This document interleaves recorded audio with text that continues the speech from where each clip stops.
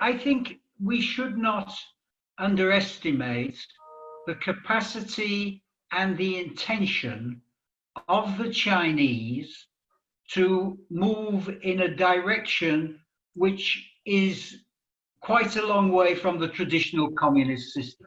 Yes. And which in fact they embrace as the socialist market economy.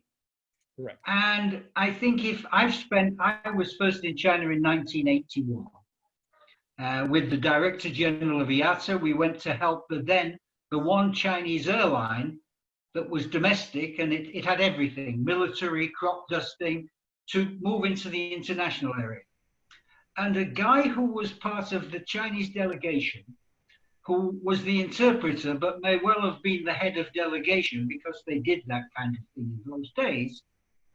I was a much younger man. He told me, he said, whenever you say China, you should say China 1 billion. Yeah. Because he said, we have 1 billion mouths to feed every day. And if we don't do this in the right way, our civilization, which has been advancing for 5,000 years, will collapse. And I think if you look at the Chinese movement, Philippe mentioned on pollution, the Chinese are the biggest polluters, but they have the strongest ambition to become climate neutral by 2050, and they have a game plan for doing it. And I think the last point I want to make on this, we shouldn't also underestimate that in this massive, this mega bureaucracy and control system, which you rightly described, there is a great humanity. Yeah. The Chinese care for their kids. I sat many evenings with Maurice Strong when he had a business in China, Maurice, and I was part of it. I sat many evenings in Beijing watching the families playing with their children in the local restaurant, seeing how they look after their old people. So we should not underestimate the capacity of the Chinese to play a positive role. I'm still more worried about the United States, but that's just, the way I feel at this moment. Yeah, maybe David, yeah, because you are very. I make a comment. I find great hope. I was absolutely shocked to learn earlier this week that the Chinese edition of our book will be released in late November, early December.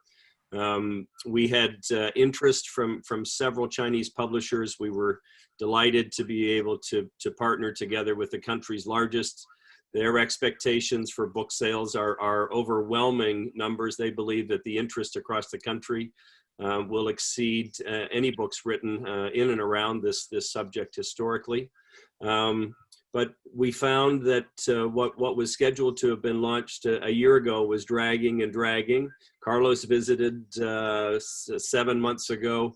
I visited 6 months ago, and I was able to unearth there that our content was not approved, and that Carlos and I, as perceived as American authors, were not approved. We were able to address the authorship as a Swiss and Canadian. We were able to address that immediately, and they said that they would advise us when the content was approved. So what's encouraging is that for those of you who have read it, it's a book that asks as many questions as it answers, and it's intended to be a conversation starter. And some of those conversations that we proposed to start were suggested to be a challenge by our publisher, and in particular our editor. They have worked through those hurdles, and I'm delighted. And Geoffrey, to your point, I'm encouraged that the country as a whole, certainly the people of the country, do want to have conversations about equality. They do want to have conversations about the future of health and communication and even governance. Believe it or not, the governance chapter stays in the book. So this is very, very encouraging.